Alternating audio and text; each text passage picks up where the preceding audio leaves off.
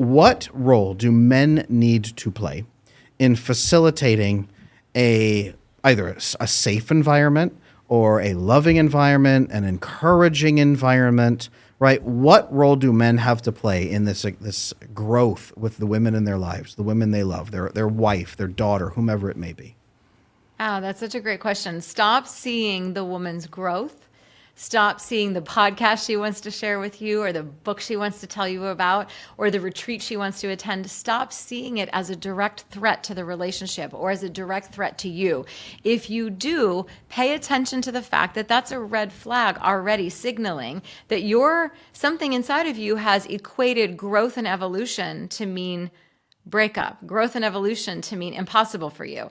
So she will outpace you if you're not willing to be curious with what she brings to the table. If you're not willing, my husband and I have not evolved in the same linear way whatsoever, but we've evolved enough that we can hold space for each other. But we are still on very different individual paths. Now, with this piece right here, when you say don't take it as a threat, we could go another step and say don't take it as an attack. Because a lot of times a woman brings you a resource and guys go, well, what does she mean by bringing this to me, right? Whereas my wife in our marriage, she brings me something, and even if it hurts, right, it could be anything. It could be anything I need. She's bringing it to me because and I have to stop and say, why is she bringing this to me? I'll even ask her, okay, what's making you bring this to me today? What is it that has brought this, And she'll say, oh, because I think this could help you X, Y, or Z, or this could help us achieve this. This could even help me do this, and therefore I can be better for you and show up better because X, Y, and Z. Many men don't even take that extra step. They don't say, why is she bringing this to me? They say, she's bringing this to me as an attack, and she's already called a divorce lawyer and has them waiting right now on mute. If I don't take this right, so man, screw you, lady. And they go, and the man defends why he doesn't need this thing she has brought to him. Meanwhile, he's dying without this thing, and she's like trying to shove it down his throat like a dog to take a pill that's about, it's going to save its life. Let me ask you this, though.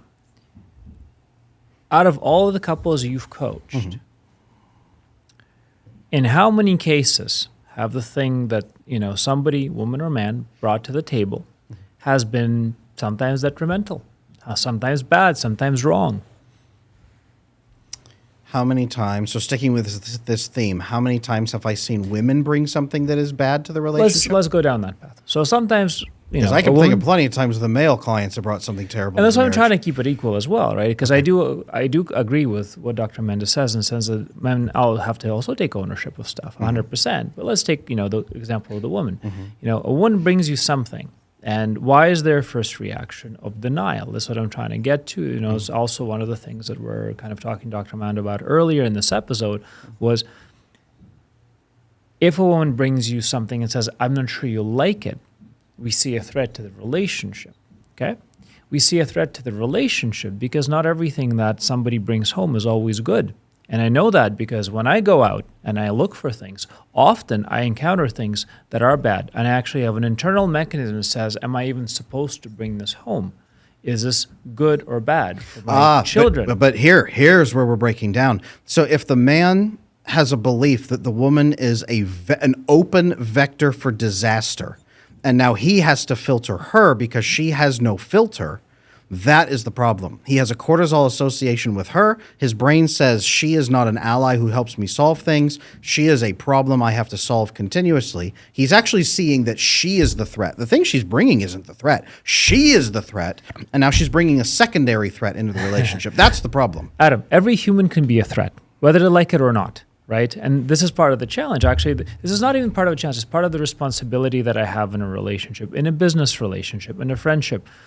It is my responsibility to have somebody come to me, yes, and be an open door, but then say, are you potentially causing a risk for yourself? Are you caught up in an idea or a passion? Are you potentially caught up in something that is going to hurt you? If you show up to me and you say, well, I've decided, and I'll give you as a random example, I've decided that I'm going to go spend $100,000 in plastic surgery tomorrow because it's going to make me feel beautiful. I'm going to say, you know what, hon, that sounds like you might be trying to solve something for a different reason. Maybe you shouldn't do that.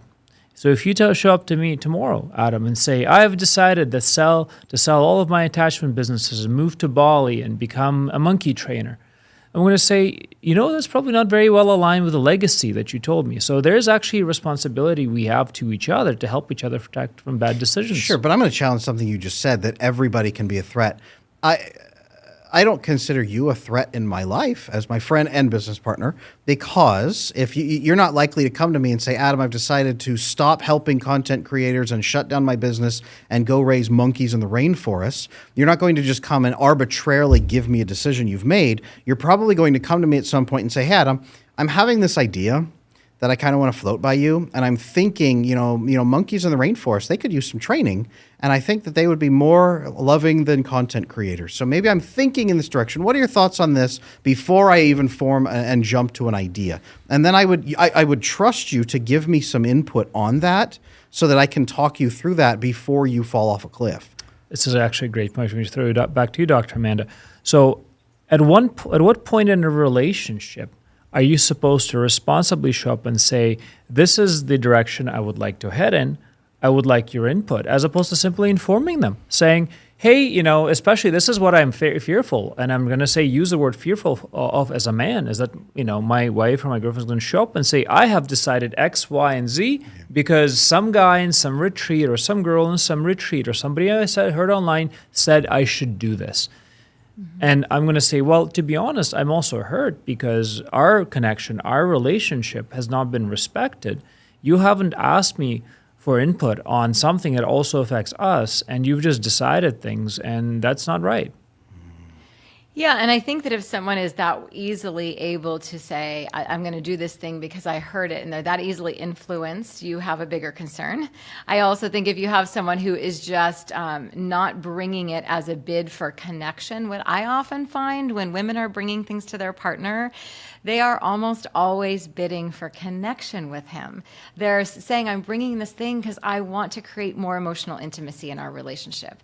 I'm bringing this because I thought this could be helpful for your back pain. I'm bringing this because I thought this might be a better way for, or maybe this would be a fun thing for us to try in our sexual relationship.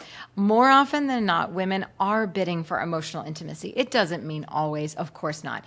Does it mean that you shouldn't have an opinion about it? Absolutely not. But I think that to be in a curious energy versus a critical energy in regards to all human communication is always the best way.